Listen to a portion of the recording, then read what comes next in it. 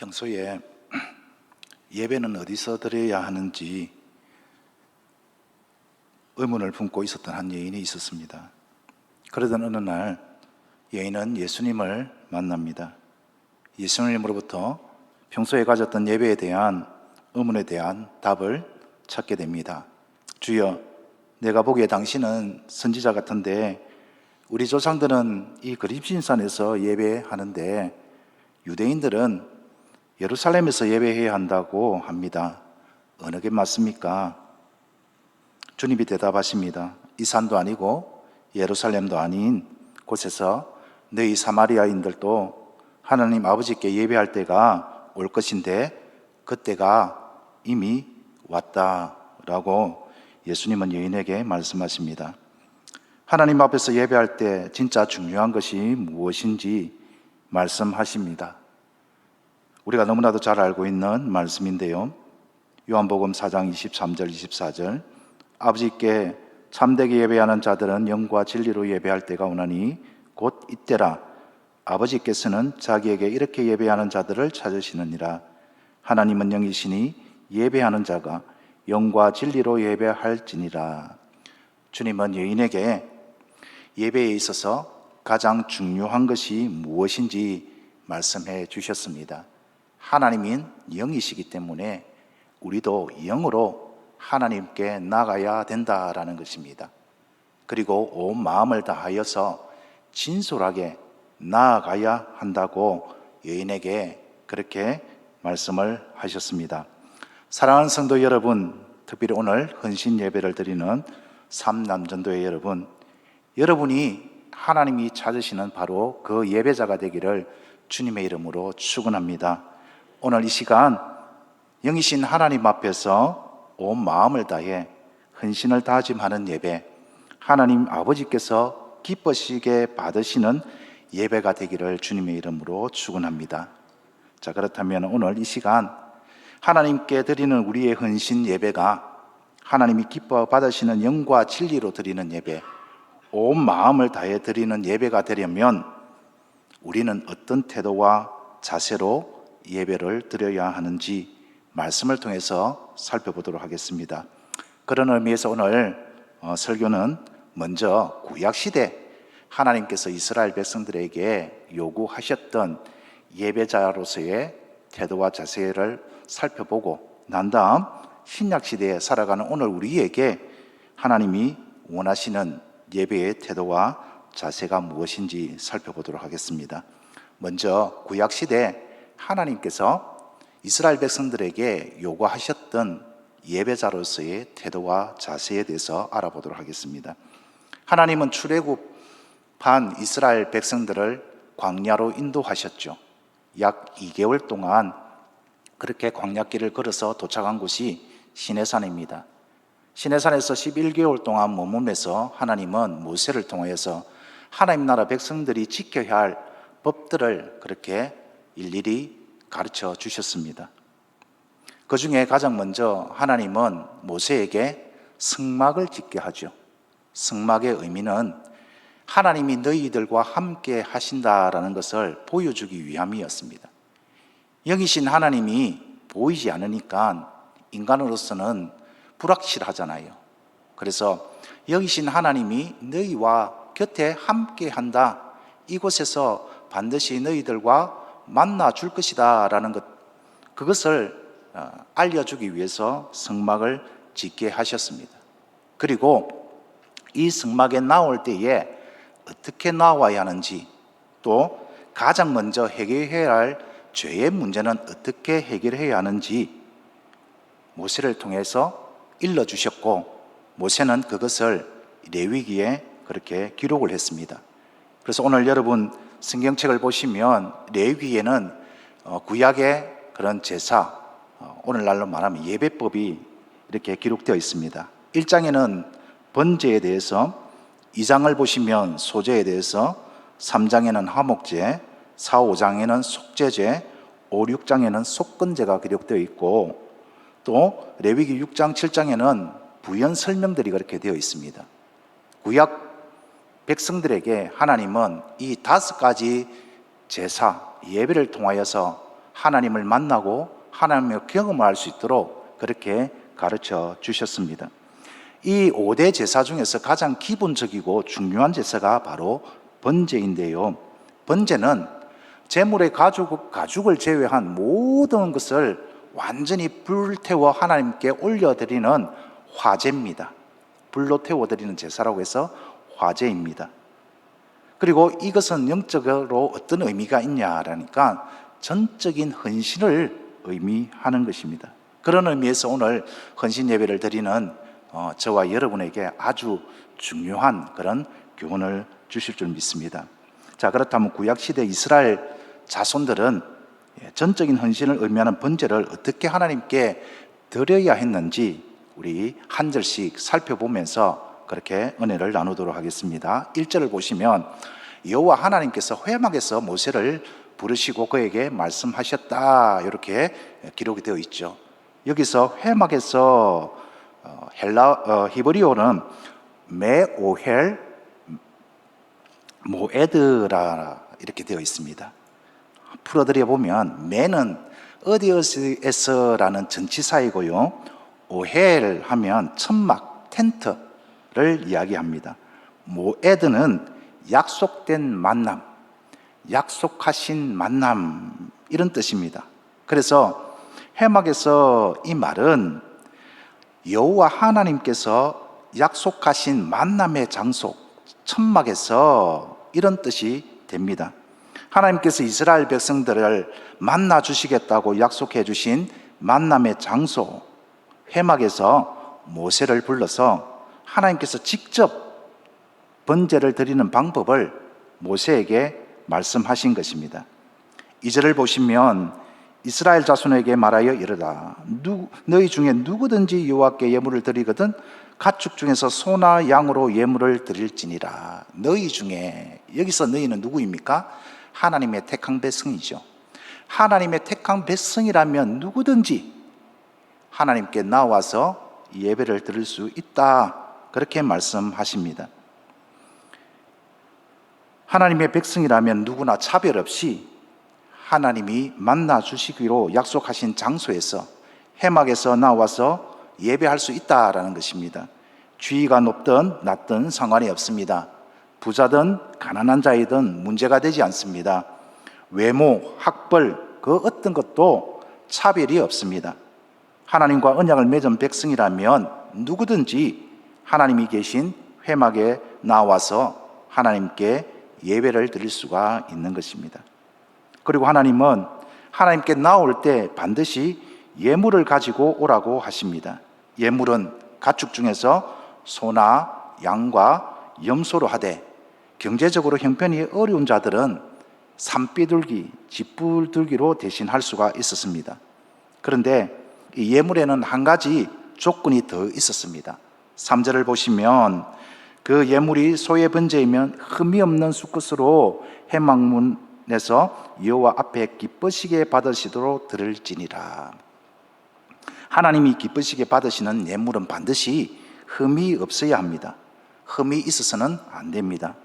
따라서 예배자는 하나님께 예물을 드리기 전에 반드시 예물이 흠이 있는지 없는지 세밀하게 살펴보고, 만약 흠이 있다면 흠이 없는 것으로 바꿔 드려야 합니다. 만약 귀찮다고, 번거롭다고 흠이 있음에도 불구하고 하나님께 드린다면 하나님은 그 제사를, 그 예배를 받지 않을 것입니다. 번제물을 세밀하게 살펴봐서 아무런 흠이 없다면 그 다음 번제물의 머리에 안수를 하는데, 누가 번제물의 머리에 안수를 하느냐? 번제를 드리는 본인이 해야 합니다. 제사장이 아닙니다. 그는 번제물의 머리에 안수할지니. 누가 합니까? 제사장이 하는 게 아닙니다.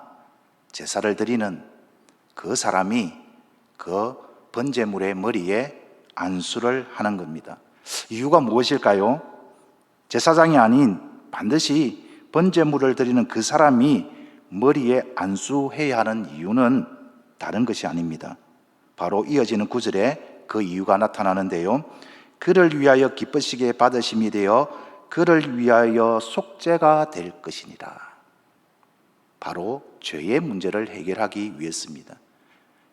죄인은 결코 하나님께 나아갈 수가 없습니다. 죄를 가지고는 하나님과 교제할 수 없습니다. 이 죄의 문제를 반드시 해결해야 됩니다. 속죄를 위한 것이고, 죄 용서를 위한 것이죠. 번제물의 머리에 안수하면서 어떤 마음으로 하느냐? 하나님, 저는 죄인입니다. 인정하고 고백하는 것입니다. 그리고 자신의 죄를 그 번제물에 증가하는 것이죠. 왜 자신의 죄를 번제물에 증가하느냐? 이유는 간단합니다. 죄의 삭은 사망이기 때문입니다. 죄의 결과는 죽음이기 때문입니다.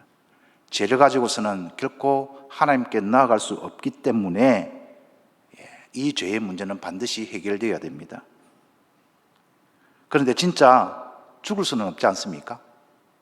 하나님과 관계를 회복하고자 하나님께 예배하고자 나아가는데 죽으면 안 되지 않습니까?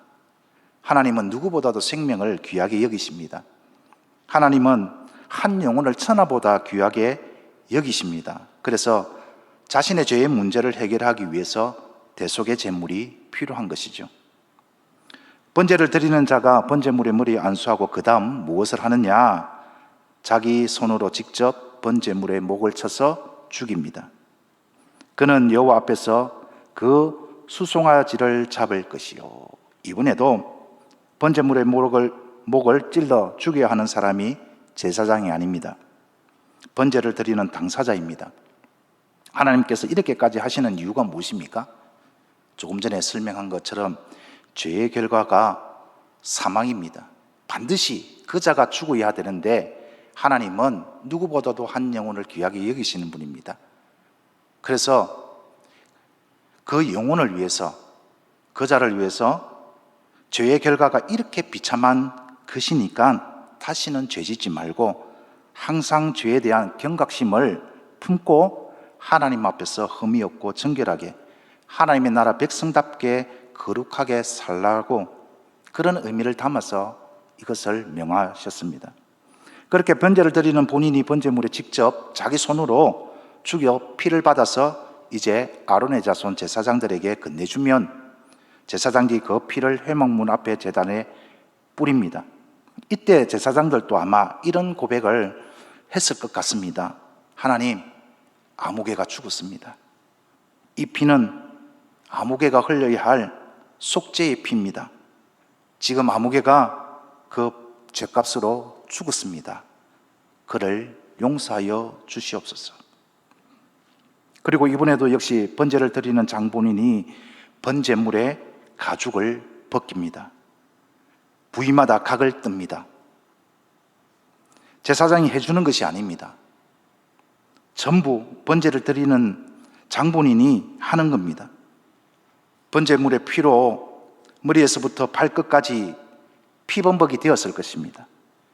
피비린내가 진동을 했을 것입니다. 가죽을 벗기고 머리를 자르고 사지를 자르고 조각조각 마디마디 각을 뜰 때 어떤 심정이었을까요? 하나님, 저는 참 많은 가면을 쓰고 살았습니다. 이제 하나님 앞에서 저의 모든 가면을 벗어 던집니다. 교만의 가면, 외식의 가면, 불신의 가면, 하나님이 태초에 흙으로 사람을 지었을 때처럼 하나님 앞에 벌구숭이로 나옵니다. 나의 중심을 보시는 하나님 앞에 진실한 모습으로 나옵니다. 나를 받아 주시옵소서. 이런 심정으로 가죽을 벗기고 또 하나님, 이제부터 머리끝에서 발끝까지 나의 모든 것을 불의의 병기가 아니라 의의 무기로 사용하여 주시옵소서. 저를 받아 주시옵소서. 이런 헌신의 결단으로 각을 떠서 제사장들에게 건네줍니다. 그러면 이제 제사장들이 어떻게 합니까? 그 모든 것을 받아서 제단 위에 불을 붙이고 나무를 벌려놓고 아론의 자손 제사장들이 그 뜬 각과 머리 기름을 가지런히 그 나무 위에 버려놓고 불을 지펴 버려놓습니다. 그 다음 마지막 단계가 뭐냐? 다시 봉헌하는 자가 내장과 정강이를 물로 깨끗이 씻습니다. 역시 번제를 드리는 당사자가 자신의 죄의 냄새를 맡아가면서 그렇게 씻죠. 내장 안에는 뭐가 있습니까? 더러운 것들이 있겠죠. 얼마나 냄새가 지독하겠습니까? 얼마나 역겹겠습니까? 이렇게 고백했을 것 같습니다. 하나님, 나의 내면이 이렇게 더럽고 추악합니다. 역겹도록 냄새가 납니다. 나의 안과 밖을 정결하게 하여 주시옵소서. 번제물의 내장과 정강이를 물로 깨끗이 씻어 제사장한테 주면 그 모든 것을 받아서 제사장들은 번제단 위에서 불로 전부를 태워서 하나님께 올려드립니다. 하나님, 아무개가 자신의 전부를 하나님께 드립니다. 하나님, 아무개의 헌신을 용납하여 주시옵소서. 그렇게 기도하는 마음으로 완전히 태워드리면 하나님께서 그 제사를 향기롭게 그렇게 받아주시는 것입니다. 이것이 구약시대에 하나님께서 백성들에게 요구하셨던 가장 기본적이며 중요한 제사, 번제를 드리는 방법이었습니다. 하나님이 구약시대에 하나님의 백성들이 이렇게 예배하기를 요구하시고 기대하셨습니다. 왜? 하나님은 하나님의 백성들과 만나서 교제하고 싶었습니다. 항상 그들과 동행하면서 그들과 함께하고 싶었습니다. 그들을 만나주시고 그들과 영원토록 함께 하시겠다. 하나님께서 엄청난 축복을 약속하셨습니다. 하나님이 함께 하시는 삶이 얼마나 큰 축복인지 우리는 잘 알고 있지 않습니까? 대표적인 예로 요셉입니다. 요셉은 하나님이 함께 하심으로 어떤 상황 속에서도 형통한 삶을 살았습니다. 다윗도 마찬가지죠. 하나님이 함께 하심으로 어떤 어려움에도 좌절하지 않고 낙심하지 않고 믿음으로 승리하는 삶을 다윗은 살았습니다. 하나님은 이렇게 놀라운 은혜와 복을 주시기 위해 하나님의 백성들이 하나님이 약속하신 만남의 장소에 나와 온 마음과 뜻을 다해 예배하기를 기대하셨습니다. 그런데 말입니다, 구약시대 이스라엘 백성들은 그렇게 하지 못했습니다. 그들은 하나님을 기쁘시게 해드리기는커녕 하나님의 마음을 아프게 하고 실망케 했습니다. 그들이 얼마나 하나님의 마음을 실망하게 했는지 한번 들어보시기 바랍니다. 말라기 1장 8절입니다. 만군의 여호와가 이르노라, 너희가 눈먼 희생 제물을 바치는 것이 어찌 악하지 아니하며 저는 것 병든 것 드리는 것이 어찌 악하지 아니하냐. 이제 그것을 너희 총독에게 드려보라. 그가 너를 기뻐하겠으며 너를 받아주겠느냐. 만군의 여호와가 이르노라, 너희는 나 하나님께 은혜를 구하면서 우리를 불쌍히 여기소서 하여 보라. 너희가 이같이 행하였으니 내가 너희 중에 하나인들 받겠느냐. 만군의 여호와가 이르노라, 너희가 내 제단 위에 헛되이 불사르지 못하게 하기 위하여 너희 중에 성전문을 닫는 자가 있었으면 좋겠도다. 내가 너희를 기뻐하지 아니하며 내가 너희가 손으로 드리는 것을 받지 아니하리라. 만군의 여호와가 이르노라, 너희가 또 말하기를 이 일이 얼마나 번거로운고 하며 콧웃음치고 훔친 물건과 저는 것 병든 것을 가져왔느니라. 너희가 이같이 봉헌물을 가져오니 내가 그것을 너희 손에서 받겠느냐. 이는 여호와의 말이니라. 참 하나님의 마음이 많이 아팠을 것 같습니다. 안타까웠을 것 같습니다. 예배를 통해서 엄청난 복과 은혜를 부어주시고자 하나님은 그렇게 예배를 요구하셨는데 이스라엘 백성들은 그 하나님의 본심을 깨닫지 못했습니다. 그래서 그들은 예배를 번거롭게 여기고 콧웃음 치며 멸시했습니다. 사랑하는 성도 여러분, 오늘 특별히 하나님께 헌신을 다짐하며 예배를 드리는 삼남전도의 여러분, 만약 하나님이 오늘 여러분에게도 구약시대와 같은 방식으로 예배를 요구하신다면 여러분은 어떻게 하겠습니까? 하나님이 원하시고 하나님이 기대하시니까 당연히 해야지. 조금 더 번거롭게 여기지 않고 기뻐하며 감사한 마음으로 하나님께 나와 예배를 드릴 수 있겠습니까? 아침부터 하나님께 드릴 제물을 준비하고 혹시나 흠은 없는지 세밀하게 살펴서 하나님께 가져 나와서 두 손으로 직접 제물을 죽이고 피비린내를 맡으며 가죽을 벗기고 각을 뜨고 그렇게 할 수가 있겠습니까? 만약 오늘 또 여전히 하나님이 우리에게 구약 시대처럼 요구하신다면 우리는 분명 몹시 당황하며 아주 난감해할 것입니다. 그런데 정말 진짜 다행한 것은, 감사한 것은 하나님께서 우리에게 그것을 요구하지 않는다라는 것입니다. 왜냐? 하나님께서 구약의 제사법을 완전히 폐지해 주셨기 때문입니다. 이제 하나님께 나아가기 위해서, 예배 드리기 위해서 소나 양이나 염소, 비둘기 같은 제물을 가져오지 않아도 됩니다. 하나님을 믿고 예수 그리스도를 주로 고백하는 성도라면 번제물이 없어도 누구든지 하나님께 나와 하나님을 만날 수 있고 하나님께 예배를 드릴 수 있게 되었습니다. 어떻게 이것이 가능하게 되었습니까? 히브리서 기자는 이렇게 기록합니다. 히브리서 10장 1절입니다. 율법은 장차 올 좋은 일의 그림자일 뿐이요 참 형상이 아니므로 해마다 드리는 같은 제사로는 나오는 자들을 언제나 온전하게 할 수 없느니라. 히브리서 기자는 하나님이 구약시대 이스라엘 백성들에게 율법으로 주신 제사법은 장차 올 좋은 그림자이지 참 형상이 아니라고 밝히고 있습니다. 그러면 장차 올 좋은 일, 참 형상은 무엇인지 계속해서 이렇게 증거를 합니다. 히브리서 10장 5절에서 7절입니다. 그러므로 주께서 세상에 임하실 때에 이르시되 하나님이 제사와 제물을 원하지 아니하시고 오직 나를 위하여 한 몸을 예배하셨도다. 번제와 속죄제를 기뻐하지 아니하시나니 이에 내가 말하기를 하나님이여 보시옵소서. 두루마기채에 나를 가리켜 기록된 것 같이 하나님의 뜻을 행하려 왔나이다 하셨느니라. 예수님이 모든 구약의 제사법을 몸소 다 이루어 주셨습니다. 단 한 번의 제사로 영원한 제사를 주님께서 이루어 주셨기에 오늘날 우리는 그 어떤 번제물, 그 어떤 제물을 가져오지 않아도 얼마든지 주님의 피를 의지하여서 우리가 하나님께 나올 수가 있는 것이죠.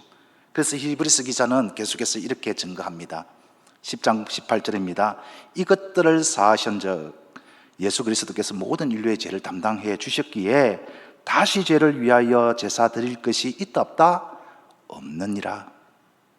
예수 그리스도께서 십자가에서 단 한 번으로 이루신 영원한 제사로 죄의 문제가 완전히 해결되었고, 따라서 이제는 죄와 관련하여서 죄 때문에 어떤 구약의 제사도 드릴 필요가 없게 된 것입니다. 오직 예수 그리스도의 십자가의 은혜로 말미암아 이제 하나님께 나아가기만 하면 하나님을 만나고 하나님과 교제를 나눌 수 있는 예배의 길이 열린 것입니다.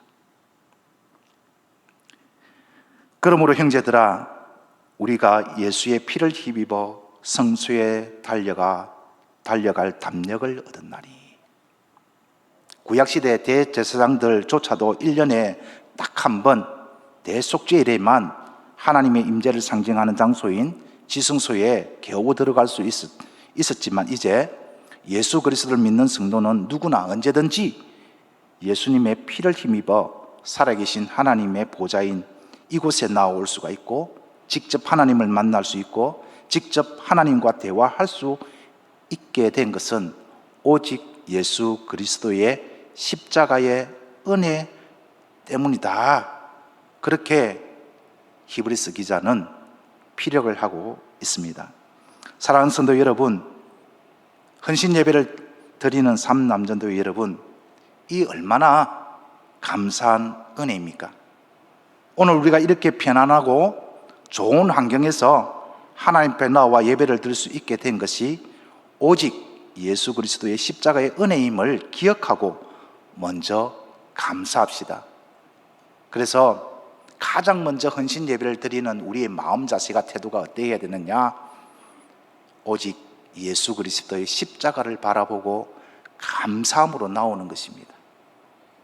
구약의 제사법이 아직도 유효하다면, 아직도 그대로 행해졌어야 한다면, 우리의 오늘날의 모습을 보면 과연 몇 사람이 예배를 드릴 수 있겠습니까? 그런데 참 다행한 것은, 참 감사한 것은 그 모든 제사법을 예수 그리스도께서 다 십자가에서 담당하시고 이루어 주셨다라는 것입니다. 얼마나 감사한 일입니까? 예수 그리스도의 십자가의 은혜만 기억하고 예수 그리스도의 십자가만 바라보고 나오면 되는 것입니다. 우리 하나님 아버지는 그 마음을 알아주기를 기대하시는 것입니다. 가정의 달, 제가 부모가 되어 보니까 자녀들이 참 고마운 것은 부모의 은혜를 깨닫고 알아주는 것이었습니다. 그 어떤 선물보다도 고마운 것이 바로 자녀가 부모의 은혜를 알고 감사하는 것을 표현할 때 참 부모의 마음이 행복하더라고요. 우리 하나님 아버지의 마음도 같은 것 아니겠습니까? 우리를 얼마나 사랑하셨으면 하나뿐인 독생자 예수 그리스도를 십자가에 내주시기까지 그 사랑하신 그 하나님 아버지의 사랑을 내가 알고 깨닫고 감사하는 마음으로 나온다면 이미 여러분은 하나님께 최고의 선물을 드리고 계신 것입니다. 하나님이 가장 기뻐 받으시는 그 예배가 바로 온 마음을 다해서 하나님 아버지의 마음을 깨달아 알고 거기에 감사하는 마음으로 나오는 것 아니겠습니까? 바라올 것은 사랑하는 성도 여러분, 또 오늘 헌신 예배를 드리는 삼남전도 회원 여러분, 그러한 하나님이 찾으시는 예배자가 바로 여러분이 되기를 주님의 이름으로 축원드립니다. 하나님 감사합니다. 오늘 또 이렇게 편안하게, 이렇게 멋진 옷, 이렇게 다 나올 수 있는 것 오직 예수 그리스도의 십자가는 은혜입니다. 이런 은혜를 나에게 주심을 너무나도 감사합니다. 이런 마음으로 나올 때에 하나님은 우리의 예배를 기뻐 받아 주실 것입니다. 한 가지 더 짧게 한번 살펴보겠습니다. 하나님은 예수 그리스도의 십자가의 은혜를 우리가 다 가슴에 새기고 감사함으로 나오는 것 귀하게 받아 주십니다. 거기에 또 한 가지 받고 싶은 선물이 있습니다. 재물이 있습니다. 짐승의 재물은 아니지만 하나님께서 오늘날 우리에게 받고 싶은 재물이 있는데 그 재물이 무엇이냐? 로마서 12장 1절 우리 다 같이 한번 한 목소리로 읽어보겠습니다. 시작.